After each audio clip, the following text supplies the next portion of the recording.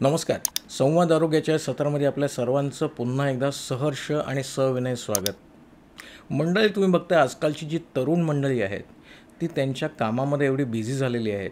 Junk food आहे किंवा वेळी त्यांचं खाणंपिणं होतं आहे आणि मग लग्नानंतर त्यांना ज्यावेळेला प्रेग्नन्सी प्लॅन करायची आहे त्यावेळेला तिथे थोडंसं दुर्लक्ष होऊन जातं आहे. आणि याच टॉपिकवर मी आज बोलणार आहे, ॲबॉर्शन किंवा मिसकॅरेज. अशी काही गरोदरपणामध्ये स्त्रियांमध्ये अशा काही कॉम्प्लिकेशन निर्माण होतात त्याच्यामुळे गर्भपात किंवा ॲबॉर्शनची शक्यता जास्त होते. आता तुम्ही बघितलं तर साधारणतः 20 ते 30% ज्या प्रेग्नन्सी आहेत त्याच्यामध्ये मिसकॅरेज किंवा अनैच्छिक अशी गर्भपात होतो. ऐच्छिक गर्भपात केव्हा होतो की जेव्हा कोणाला आपण व्हॉलेंटरी गर्भपात म्हणतो, की जेव्हा कोणाला वाटतं की आम्हाला हे मूल नको आहे तर आम्ही तो गर्भपात करतो. पण इथं गर्भपात हा आपोआप होतो आणि याच्यामुळे काय होतं की जी मुलांची संख्या आहे ती घटत जाते.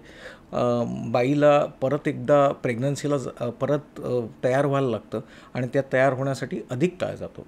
तरी आपला विषय आजचा आहे गर्भपात किंवा मिसकॅरेज किंवा ॲबॉर्शन. 1 ते 5% लोकांमध्ये ॲबॉर्शन किंवा मिसकॅरेज हे पेनलेस असतं. त्यांना कळत पण नाही की आतमध्ये गर्भ जो आहे तो मृत झालेला आहे किंवा गर्भ काही काम करत नाही आहे. ज्यावेळेला ते सोनोग्राफी करतात किंवा ज्यावेळेला ते तपासासाठी गायनेकॉलॉजिस्टकडे जातात त्यावेळेला त्यांना कळून येतं की बाबा हा गर्भपात झालेला आहे. बाकीच्या ज्या 95% किंवा 96% थोडंसं योनिमार्गामध्ये किंवा जननेंद्रियाच्या मार्गामध्ये स्पॉटिंग होतं, थोडंसं ब्लड दिसतं.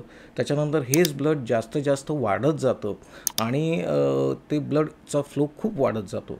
हा वाढल्यानंतर पाठीमध्ये दुखतं, पोटामध्ये कळा येतात, पोटामध्ये क्रॅम्प्स येतात, अशा गोष्टी सगळ्या चाललेल्या असतात.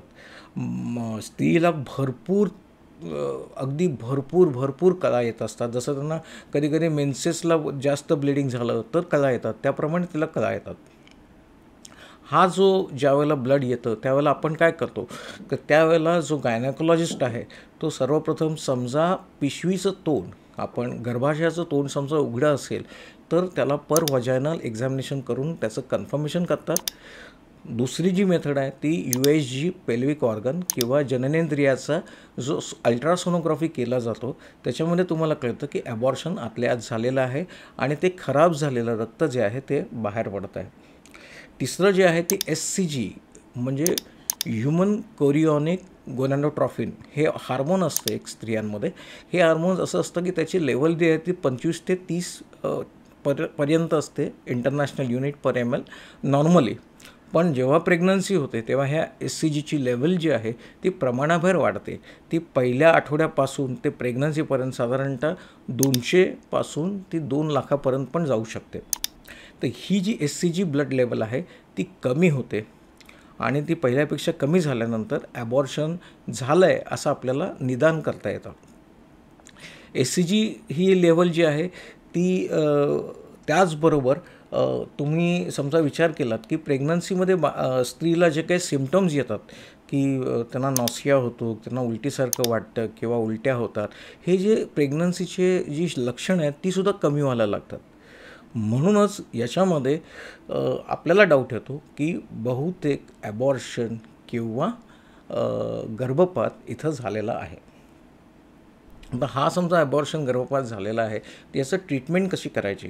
ट्रीटमेंटचा भाग एकच उरलेला आहे की समजा आतमध्ये जे खराब रक्त उरलेलं असतं किंवा जे फिटस किंवा मूल जे मृत झालेलं असतं आणि त्याचे जे खराब रक्त असतं ते गर्भाशयातून बाहेर काढलं जातं. याला DNC असे म्हणतात, डायलेटेशन आणि क्युरेटाज. आणि ह्या मेथडमध्ये गायनेकॉलॉजिस्ट ते सगळे खराब झालेलं रक्त बाहेर काढतो, अर्थातच ॲनास्थेशिया देऊन.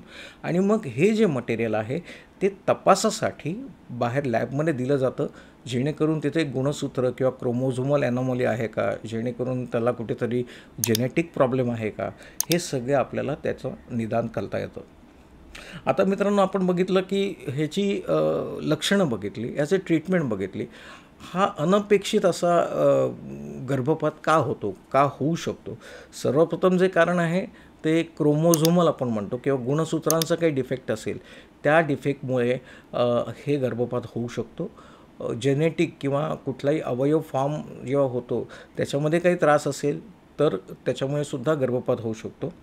दुसरी गोष्ट म्हणजे हार्मोनल चेंजेस. जे हार्मोनल चेंजेस जे आहेत त्याच्यामध्ये PCOD, आपण हा टॉपिक गेल्या बऱ्याच टॉपिकच्या आधी डिस्कस केला आहे. पॉलिसिस्टिक ओव्हॅरियन डिसीज, याच्यामध्ये ॲड्रोजन हे पुरुषांचं हार्मोन जे आहे ते वाढलं जातं आणि त्याच्यामुळे गर्भावर अत्यंत वाईट परिणाम होतो आणि सगळे बाकीचे जे हार्मोन जे नेसेसरी आहेत, जे आवश्यक आहेत, ते कमी होत जातात. या PCODमुळे सुद्धा गर्भपात होऊ शकतो. मग आपण म्हणतो की डायबिटीज असेल तर डायबिटीजमुळे सुद्धा गर्भपाताचे चान्सेस जास्त असतात. आणि दुसरा हार्मोनल डिसीज म्हणजे रोग म्हणजे आता स्त्रियांमध्ये झपाट्याने वाढतो आहे तो म्हणजे थायरॉईड. थायरॉईडमध्ये काय होतं की TSH हे जे प्रमाण आहे ते वाढत जातं आणि थायरॉक्झिन नावाची गोळी किंवा दुसरी कुठली गोळी त्यांना चालू केली जाते. हे सुद्धा एक हार्मोनल चेंजेस आहेत आणि या हार्मोनमध्ये चेंजेस झाल्यामुळे गर्भपाताचे पण चान्सेस जास्त होऊ शकतात. म्हणजे हे हार्मोनल आपण बघितलं. त्याच्यानंतर युटेरस किंवा गर्भाशय, या गर्भाशयामध्ये काही डिफेक्ट्स असतील म्हणजे त्याच्यामध्ये फायब्रॉईड असेल, त्याच्यामध्ये आपण हल्ली सेप्टम किंवा पडदा पण बघू शकतो, किंवा गर्भाशयाची तेवढी कॅपॅसिटी नसेल, तेवढं म्हणजे मूल जे आहे ते तिकडे 9 महिने वाढवण्याची त्याची कॅपॅसिटी नसेल तर सुद्धा गर्भपात होतो. त्याचप्रमाणे आपली जनरल कंडिशन, समजा माल न्यूट्रिशन असेल किंवा कुपोषण असेल, गावोगावी आपल्याला वाटतं की त्यांना प्रोटीन बरोबर मिळत नाही, स्त्रियांना फोलिक ॲसिड मिळत नाही, हिमोग्लोबिनच्या गोळ्या मिळत नाही, हे समजा व्यवस्थित नसेल, हिमोग्लोबिन आणि फोलिक ॲसिड हे लेवलमध्ये नसतील तरीसुद्धा याचे चान्सेस जास्त आहेत. आणि आत्ताच्या जगामध्ये सर्वात महत्त्वाचा इश्यू जो आहे तो आहे स्ट्रेस, एन्झायटी. आणि ह्या स्ट्रेस आणि एन्झायटीमध्ये बऱ्याचशा स्त्रिया आहेत या स्मोकिंग करतात, अल्कोहोल घेतात. याचा डायरेक्ट परिणाम गर्भावर होऊ शकतो आणि त्याच्यामुळे गर्भपात होऊ शकतो. त्याचप्रमाणे एक रुबेला नावाचं एक इन्फेक्शन आहे, फार रेअर इन्फेक्शन आहे, तरी पण ते समजा मातेला झालं किंवा बाळाला ते झालं तर मग आपल्याला गर्भपाताची लागण होऊ शकते. हे एक 5-6 गोष्टी आपण डिस्कस केल्या की ज्याच्यामुळे आपल्याला गर्भपात होऊ शकतो. मला असं म्हणायचं आहे की आता आपल्याला हा प्रतिबंध करायचा आहे. 20 ते 30% प्रेग्नन्सी जी आहे, या प्रेग्नन्सी गर्भपाताच्या आहेत. त्याच्यामध्ये आपल्याला समजा काही कंट्रोल करायचं असेल तर तुम्हाला माहिती आहे की आजचं पिढी एवढी स्मार्ट झाली आहे की त्यांनी त्यांचं सगळं नियोजन बरोबर केलेलं असतं. 45पर्यंत फक्त सर्व्हिस करायची, त्याच्यानंतर लाईफ एन्जॉय करायचं, इथपर्यंत त्यांचं सगळं शेड्यूल ठरलेलं असतं. आणि मग ते राबतात 25, 30 किंवा 35 वर्षामध्ये ते भरपूर काम करतात आणि त्याच्यानंतर ते कदाचित त्याच्यानंतर किंवा त्याच्या आधी आपल्या प्रेग्नन्सीला जातात. मला सर्वांना विनंती करायची आहे की प्रेग्नन्सीला जेव्हा तुम्ही जाताय त्याच्या 1 महिना आधी किंवा 2 महिन्याआधी तुमचे ह्या सगळ्या टेस्ट जे मी आता सांगणार आहे त्या सगळ्या टेस्ट तुम्ही करून घ्या, ज्याच्यामुळे आपल्याला कळेल की तुमच्या रक्तामध्ये, तुमच्या गर्भाशयामध्ये किंवा तुमच्या कुठल्या हार्मोन्समध्ये काही डिफेक्ट आहे का, काही कमी जास्त आहे का.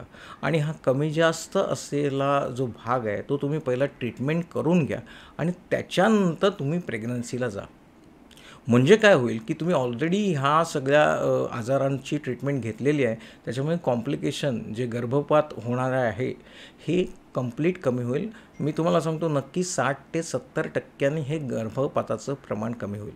एक तर सर्वात पहिलं म्हणजे CBC करायचं, त्याच्यानंतर फोलिक ॲसिड करायचं, थायरॉईड प्रोफाईल करायचं, लिपिड प्रोफाईल करायचं, एक गर्भाशयाची पेल्विक सोनोग्राफी करून घ्यायची, ज्याच्यामुळे गर्भाशयामध्ये काय डिफेक्ट आहेत ते आपल्याला कळू शकतात. त्याचप्रमाणे दुसरे काही आजार असतील तर त्याची ट्रीटमेंट तुम्ही व्यवस्थित करून घ्या. आणि ह्या सगळं करत असताना तुमच्या गायनॉकॉलॉजिस्टकडे तुम्ही काउन्सिलिंग करा.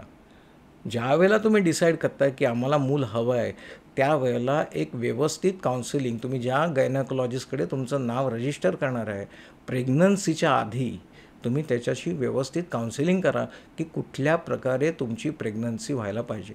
कारण आपण बघितलं की गर्भपाताचं जे प्रमाण आहे हे पहिल्या 3 महिन्यामध्ये सर्वात जास्त आहे, त्याच्यानंतर दुसऱ्या 3 महिन्यामध्ये थोडंसं कमी, असं हे प्रमाण आहे. तर यासाठी तुम्ही सतत प्रयत्न करा. भगिनींना अशी विनंती आहे की तुम्ही जे एज्युकेटेड आहेत किंवा अनएज्युकेटेड आहेत त्यांना सर्वांना विनंती आहे की ज्या वेळेला तुम्ही याचा विचार कराल त्यावेळेला गायनेकॉलॉजिस्टचा सल्ला घेणं फार आवश्यक आहे. मित्रांनो, आज आपण गर्भपात मिसकॅरेज कसं आपल्याला प्रिव्हेंट करता येईल, प्रतिबंध त्याचा कसा करता येईल याबद्दल माहिती घेतली आणि पुढील विविध सत्रामध्ये आपल्याशी गायनेकॉलॉजिस्ट जे आहेत त्यासुद्धा बोलणार आहेत की काही विविध विषयावर. तोपर्यंत आम्ही निरोप घेतो. जय हिंद, जय महाराष्ट्र.